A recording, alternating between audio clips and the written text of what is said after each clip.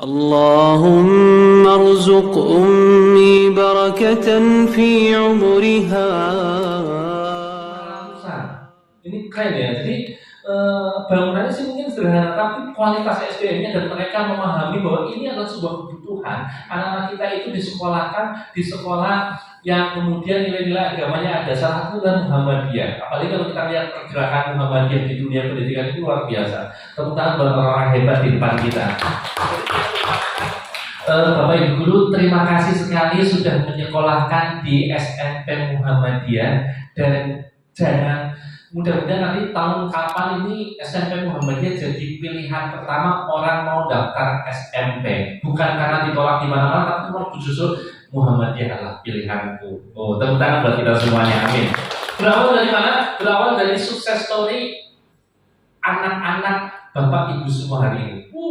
Anaknya Bu Khofifah gitu kan. Saya kenal satu tok ya, yang lain pakai masker ya. Anaknya saya itu sekolah di Muhammadiyah keren gitu kan. Yang tadinya mohon maaf kata guru SD-nya BODO gitu kan katanya, tapi begitu masuk Muhammadiyah keren sekali. Nah, Bapak Ibu, kerennya anak kita. Kerennya anak kita. Nanti kita kenalan ya, kenalan semua. Jadi kerennya anak kita itu tidak hanya dari Bapak Ibu guru di sekolahnya. Bapak Ibu guru di sekolah kan temenin anak kita paling berapa jam? Masuk tadi jam berapa? Jam 7 kurang, jam 6.45 ya. Pulang jam berapa guru? Jadi kamu jam 7, 8, 9, 10, 11, 12, 1, 2 7 jam ya. 7 jam setengah ya, udah dihitung. 7 jam setengah, belum dikurangi istirahat kan dolar dewek kan guru orang mintalangi terus ya, lagi istirahat, lagi belajar cilok dipetelangi mana orang mungkin kurang lebih 7 jam setengah guru-guru menemani anak kita. Sisanya 24 jam dikurangi 7 jam setengah berapa? Hitung berapa ya? Pokoknya teman ya berapa? 16,5 jam. Ini memang guru kemudian keren ya. Orang ditakut itu langsung jawab. 16,5 jam anak-anak hidup dengan siapa? Di bawah pengawasan siapa? Orang tua. Maka hari ini ada gerak. Ini senang sekali. Dari sekian siswa ini hadir orang tua pilihan. Tepuk tangan buat orang tua pilihan. Sampai lupa belum salam ya? Doain dulu. Yang maju dulu, ya Allah, saya mau mendoakan, mau mengucapkan salam, mudah-mudahan yang jawab salamnya ikhlas dan semangat, mudah-mudahan rezekinya semakin banyak dan berkah. Amin. Duitnya semakin banyak. Amin. Sedekahnya semakin banyak. Amin. Anaknya semakin soleh-solehah, semakin cerdas, diberikan ilmu yang bermanfaat, diberikan kesehatan. Ya Allah, mudah-mudahan yang jawab salamnya semangat dan ikhlas, doa-doanya dikabulkan. Assalamualaikum warahmatullahi wabarakatuh. Latihan dengan kaki wajib senyum, senyumnya dipasang. Hadirkan bahagia, karena kata Kak Nera itu istri saya, bukan karena hari ini indah kita baru tersenyum, tapi karena kita tersenyum, hari ini menjadi indah. Ada orang ketemu saya, kemudian dia manggil begini, biasalah, kadang ada orang-orang yang kemudian ngomongnya kasar gitu. Dia ngomong gini ke saya, Teddy, apa? Monyet lu, ini agak kasar, ini biar semakin ekstrim. Dia ngomong gini, monyet lu, apalagi ngomongin di Jakarta, yang ngomong preman, monyet lu. Biasanya orang biasa ketika diomongin monyet lu, apa yang muncul pada hati kita? Apa? Marah, emosi. Padahal dia ngomong monyet lu, dia ngomong benar atau salah? Ngomong saya monyet lu, saya monyet bukan? Ya sudah, happy aja. Ketika dia ngomong monyet lu, salah orang. Gitu kan? Saya tidak mengizinkan orang lain membuat saya sakit. Saya tidak mengizinkan orang lain membuat saya sakit hati. Saya tidak mengizinkan orang lain menyakiti hati saya sehingga membuat saya stres, frustasi. Wah, dia ngomongnya dan informasi itu benar atau salah? Kalau kemudian orang, Teddy, pendongeng lo, makasih ya. Kan gitu. Begitu dia ngomong, apa, semuanya lo, salah orang. Saya Teddy manusia. Jadi bahagia letaknya di mana? Di orang lain, di lingkungan, atau pada diri kita? Diri kita sendiri. Jadi sekarang ikuti saya. Bahagia adalah pilihan. Yang memilih adalah diri sendiri. Jadi orang lain itu hanya apa namanya? Hanya menyodorkan tawaran aja, menawarkan. Kita yang memilih, kita yang memutuskan untuk bahagia. Demikian pula dengan bagaimana kita menjadi orang tua idaman. Yang memutuskan kita menjadi orang tua idaman, orang tua idola, itu kita, bukan mertua, bukan orang lain, bukan kakek, tapi Bismillah ya Allah, saya berusaha menjadi orang tua idaman. Kenapa? Karena begini Bapak Ibu semuanya. Who am I? Karena begini, ada orang tua, ini siapa ini? Ini saya digambar kartun sama seseorang ya, masuk majalah gitu kan. Tahun kapan nih? Oh, kelihatan Maret 2021. Majalah ini cendekia, ini untuk anak SD gitu kan, untuk anak TK SD. Bapak Ibu, jadi gini, ada orang tua yang ngomong begini, begitu ikut pelatihan, kan saya minta orang tua untuk tersenyum, untuk senang sama anak, untuk dekat sama anak. Karena dia gini, Pak nggak bisa, kok nggak bisa ya? Aku udah terlanjur terkenal sebagai orang tua yang ini, yang galak, yang strength, setelanku setelan kenceng kali ini. Nggak bisa, maksud aku mau ketawa-ketawa sama anak, nggak bisa, anak nggak boleh ketawa sama aku. Ada orang tua yang begitu. Kak, aku nggak bisa pokoknya aku udah terkenal sama sebagai orang tua mama yang cerewet, yang suka ngomel dan seterusnya, udah kadung terlanjur, nggak bisa diubah. No, yang bisa berubah adalah diri kita. Jadi hari ini Kak Didi akan tawarkan alternatif pilihan. Saya nggak akan ubah Bapak Ibu, silakan lanjutkan. Cuma tolong tambahkan beberapa poin pengalaman Kak Didi mendampingi anak-anak sehingga kita menjadi orang tua idaman, orang tua idola. Sehingga apa? Tidak hanya untuk anak-anak kita, tapi untuk siapa?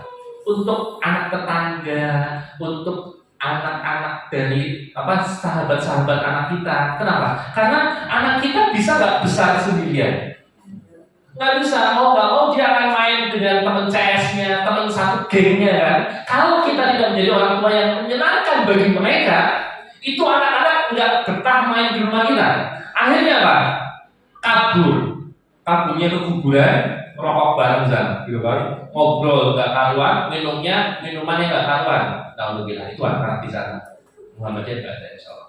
Nah, tapi kalau kita menjadi orang tua menyenangkan, itu saya senang tuh. Saya itu dulu waktu SD, waktu SMP itu senang kalau ada orang tua yang eman. Maksudnya, dolan main bayu sih bisa dari sekolah bagaimana?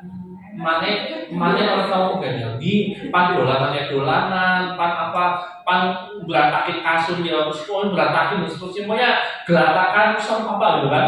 Tapi ya kita bertanggung jawab juga. Kenapa?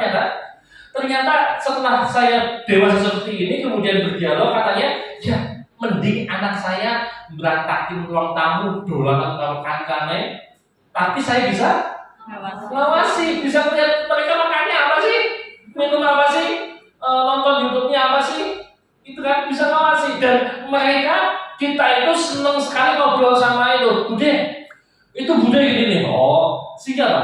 Kalau anak-anak curhat ke orang dewasa di sekitarnya, berarti kita menjadi orang tua yang dipercaya mereka tempat curhat. Dan kesempatan kita, apalagi ini kan pada senang ngaji kan, kesempatan kita memberikan nasihat. Gini, dia punya solusi begini ya. Oh gitu ya, nah anak-anak jadi dapat solusi. Tapi coba kalau anak-anak, apalagi ini remaja ya, SMP itu kan masa labil ya, masa labil. Kalau anak-anak ini kemudian tidak menemukan cantolan orang dewasa untuk dia curhat, dia akan curhatnya sama siapa? Sama orang lain. Iya, kalau orang lain bertanggung jawab, Om, kenapa? Aku stres nih. Aduh, banyak PR. Aduh, banyak tugas, banyak proyek di sekolah. Oh, kenapa? Ikut Om. Diajaklah ke tempat maksiat, diajaklah narkoba dan seterusnya.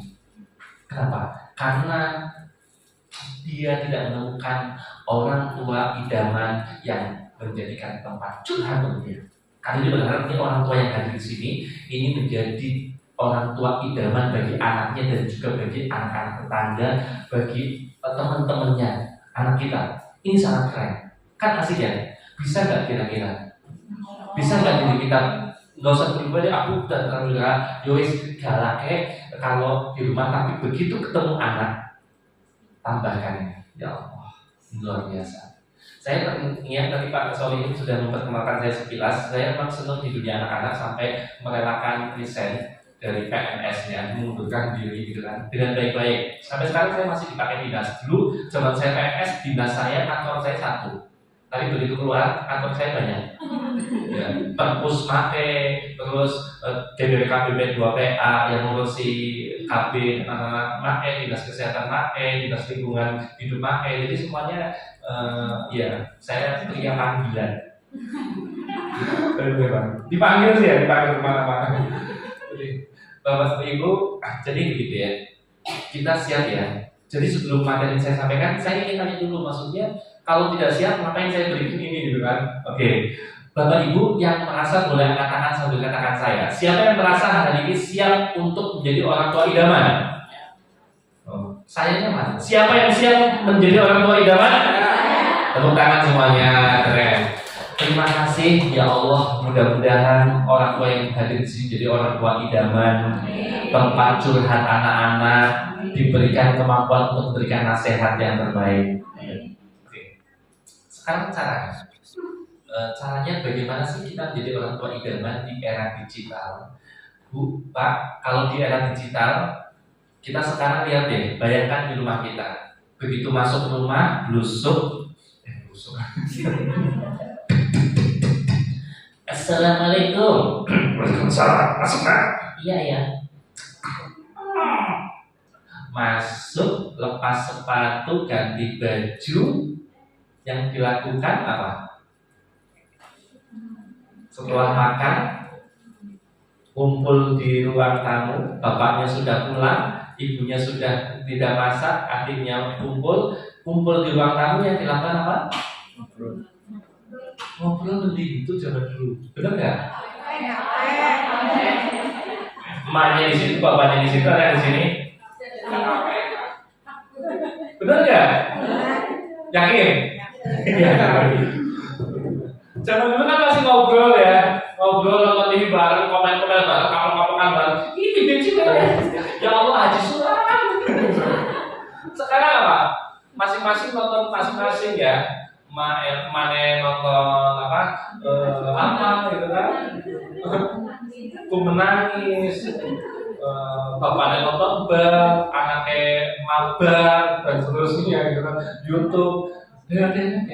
Benar nggak kondisi itu sering terjadi di rumah kita?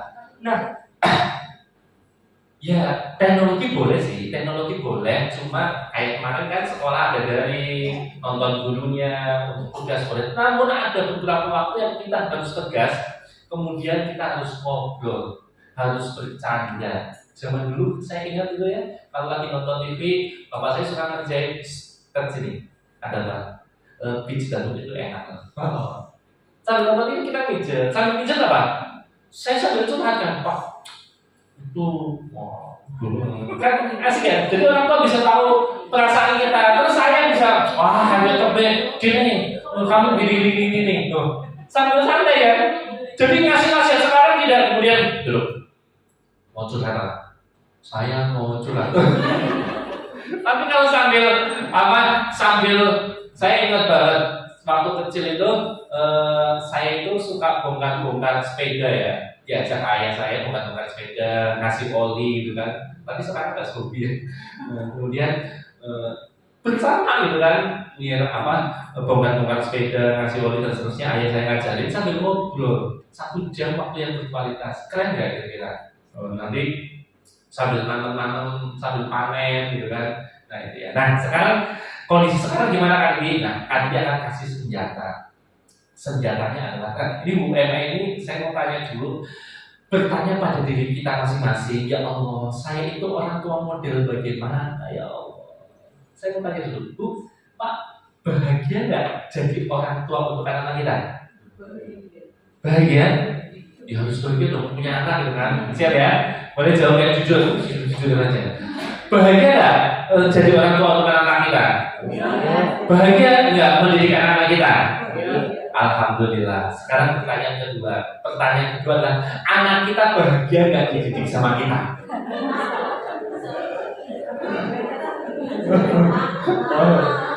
Tuh kan, mulai keder jawabannya ya.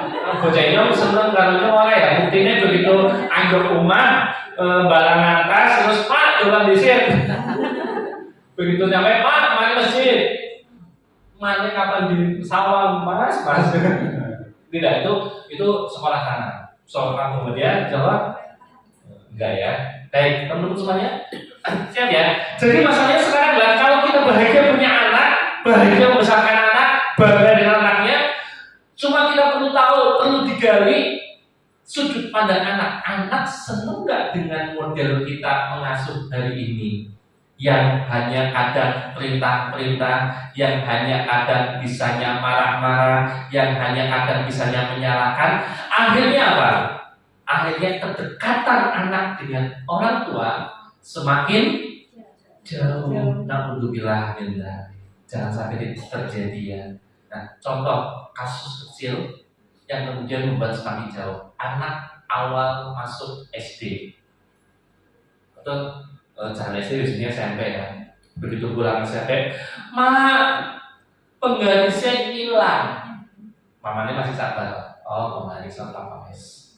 Hari kedua, Ma, dasine ketinggalan boning di. Mulai ngurus dada. Setengah.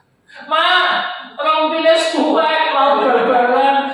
Ya Allah, bukan mulai kan nadanya tinggi. Emosi, apa namanya, darah tingginya kumat, ngomelnya mulai, ya Allah, tak bocah. Nah, itu makanya terjadi tidak sekali dua kali. Yang terakhir, tahu nggak Bu? Yang terpikir di anak adalah ketika dapat masalah, lapor sama orang tua, dimarahin. Betul nggak? Dapat masalah, lapor ke orang tua, dimarahin. Dapat masalah, lapor orang tua, dimarahin. 3-4 kali berjalan, apalagi dalam kehidupannya berulang-ulang, akhirnya apa? Dia punya konsep, kalau aku punya masalah, cerita sama bapak ibu, yang ada dimarahin. Mending aku diem. Diemnya dia, anak remaja kan belum tahu solusi. Apalagi kalau masalahnya parah gitu kan. Nah, ini bahaya.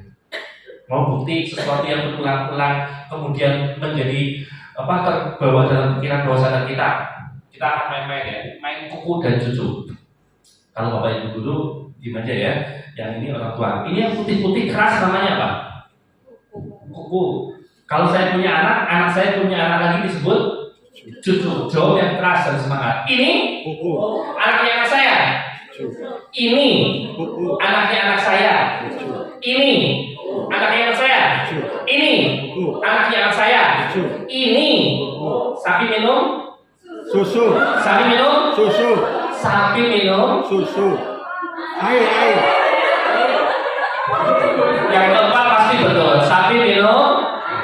Betul anak-anak. Tuh kan? Lihat, kalau melihat jam itu, nanti saya sambil melirik jam, saya main kuku, cucu, belum ada 1 menit. Ada yang itu berapa kali? Baru 5 atau 6 kali kan? Kuku, cucu, baru 6 kali, belum ada 1 menit Bapak Ibu. Diulang-ulang, yang terjadi apa? Ketika dihadapkan pada fenomena lain, sapi minum, jawaban paling dekat adalah susu. Kenapa? Karena otaknya di bawah sadar dia, perasaannya itu menjadi sebuah kebiasaan kuku, cucu. Dihadapkan kejadian lain, sapi minum. Kenapa ini? Ya awalnya kan 3 kali 4 kali kan jawab sampai itu. Begitu saya ulangin jawab, ibu air. Begitu tangganya ngomongnya astagfirullahaladzim. Nah, sadar nggak ya Pak? Sadar buat Pak ketika jawab susu pertama kedua? Nggak nyadar kan? Otomatis saja kan? Refleks kan? Itulah yang terjadi ke anak-anak kita. Kalau anak-anak kita, aku punya masalah, lapor mama, papa dimarahin. Akhirnya menjadi sebuah di otak dia ada masalah, laporin, adalah bosan cerita. Akhirnya dia cerita ke tempat yang salah. Iya kalau temennya benar, aku lagi bete ini lagi punya masalah. Datang ke pengajian bersama kalian. Yo ini mending ya disuruh pengajian. Ternyata ketemu orang yang tidak bertanggung jawab. Akhirnya narkoba lah, bolos lah. Mau itu terjadi pada anak-anak kita? Alhamdulillah kita jangan terjadi ya. Maka kita PR kita adalah saya mohon ya yang hadir dari 300 orang ini. Kan ini sama suaminya gitu kan, sama tetangganya mungkin satu RT gitu kan. Bahkan juga bawa rombongan pengajian 25 nanti jadi 300 orang gitu kan. Tahu nggak? Apa itu? Bu namanya siapa Bu? Biar panggil yang lain. Apa ya Allah. Ada terkenal lagi ya. Kayak aktris. Sampai mana ya? Mana Kuku cucu. Sampai kuku cucu. Jadi Bapak Ibu, kita harus jadi orang yang hebat. Jadi idaman. Siap? Oke. Kalau siap akan diberikan bocorannya. Jadi ketika saya tanya, siapa kita? Orang tua idaman. Gitu ya? Siapa kita? Orang tua idaman. Siapa kita? Orang tua idaman. Kita harus menjadi orang tua yang dirindukan anak-anak kita. Kita harus menjadi orang tua yang selalu didamba anak-anak kita, yang dikangenin anak-anak kita. Jangan sampai ketika Mas, mak gak kasih duit, yes. Mana lah, 2 jam lumayan. Nah, udah bilangin, jadi harusnya kangen. Bisa ngaji di sini sih, kenapa? Kangen sama emak. Oke, sekarang fenomena kedua. Tadi jauh dengan orang tua. Sekarang yang kedua, Bapak Ibu, ini saya ngerti sekali. Ini yang lagi ramai di medsos itu mungkin sebagian nonton fenomena yang itu, Citayam fashion web gitu kan. Jadi salah satu yang awal viral itu ketika si JJ sama yang Bonge itu ditanya, Bonge sudah berapa lama pacaran sama Purma? Baru sehari kemarin jadian. Oke. Setelah ditanya lagi pacaran sama Purma sehari aja. Ini pergaulan model apa gitu kan? Dan itu memang kayaknya, kenapa saya bisa bicara seperti ini, Bu? Tahu nggak? Itu ada gerakan internasional yang memang ingin merusak moral anak kita. Ini kenapa kami bisa ngomong? Karena saya tergabung dalam Giga Indonesia. Jadi sebuah lembaga yang kemudian kita mengkonter serangan-serangan orang-orang yang ingin bertanggung jawab. Bapak Ibu kalau sekarang bikin KTP, isi formulir KTP, SIM dan lain-lain, jenis kelamin ada berapa? Ada 2 ya? Mereka lagi berjuang, jenis kelamin ada 5. Rela nggak? Dan itu sudah, coba deh, Citayam Fashion Week, cowok ganteng, kekar badannya, pakaiannya apa? Pakaiannya bener-bener jalannya lenggo. Model kayak apa? Kira-kira kalau itu mengacu pada sejarah Rasulullah, Sirah Nabawi itu kaum seperti kaumnya siapa? Nabi Lut, ya Nabi Lut yang kemudian dibinasakan. Dan ini mereka tahu nggak? Mereka berjuang dan nggak main-main.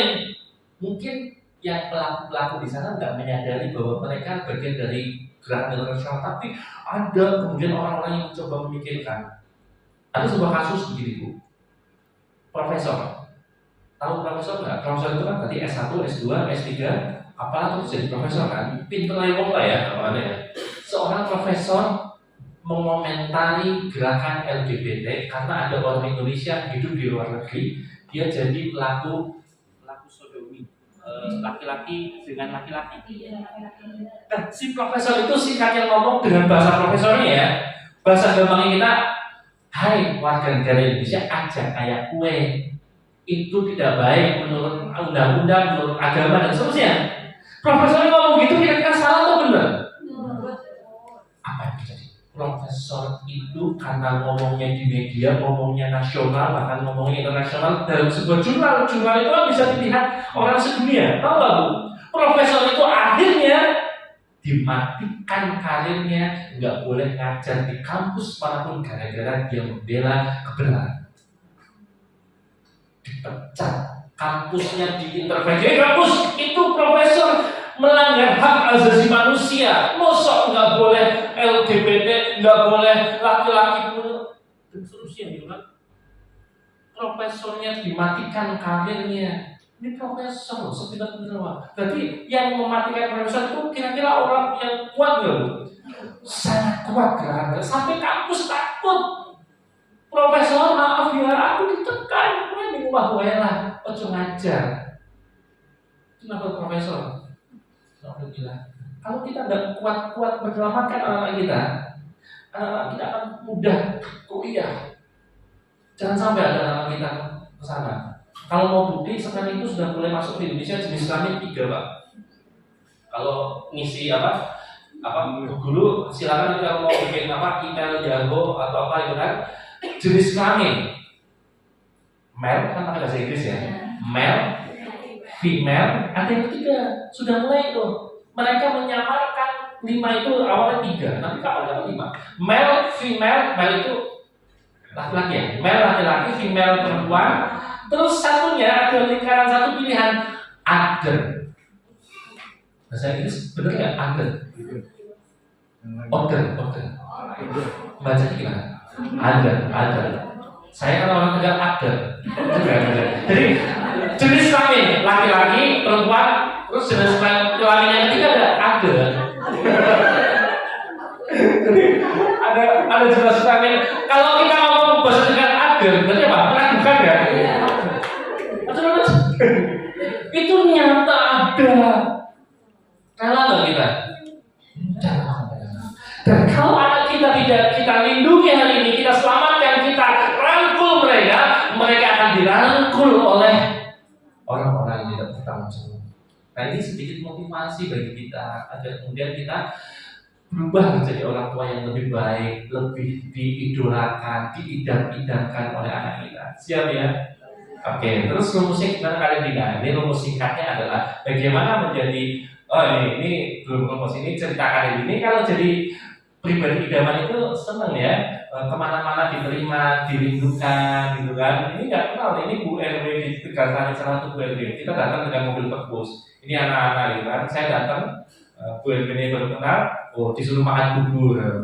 Kalau dia makan bubur dulu harus dongeng ya gitu kan. Ini dongeng salah satu sekolah. Ini ibu PKK diundang gitu kan. Nah, kakek itu berharap kalau ibu minimal di rumahnya, di lingkungannya, yang harus kayak kakek di syukur lebih dari kakek ini gak apa-apa. Nah, langsung udah.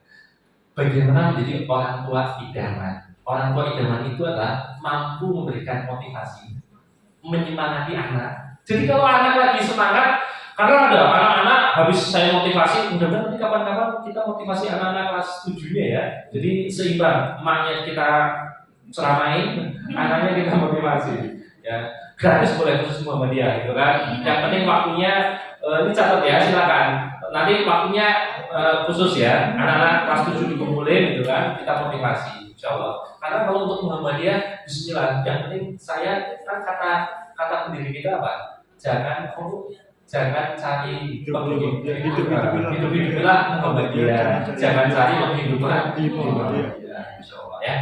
Jadi khusus untuk anak-anaknya nanti boleh dikumpulkan, kita janjian waktu kosong kapan, saya kosong, sekolah nggak ada banyak kegiatan, kita ceramai.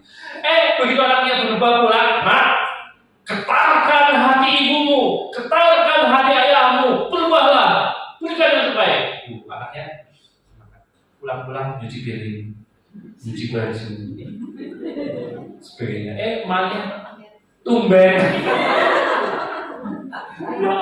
Anaknya, ya, kok dikomentarin itu gitu.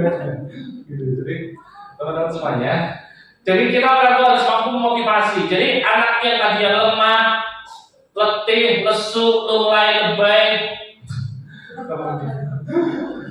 mampu motivasi, inspirasi anak-anak melihat orang tua, ya Allah, mamaku kok segitunya ya demi aku.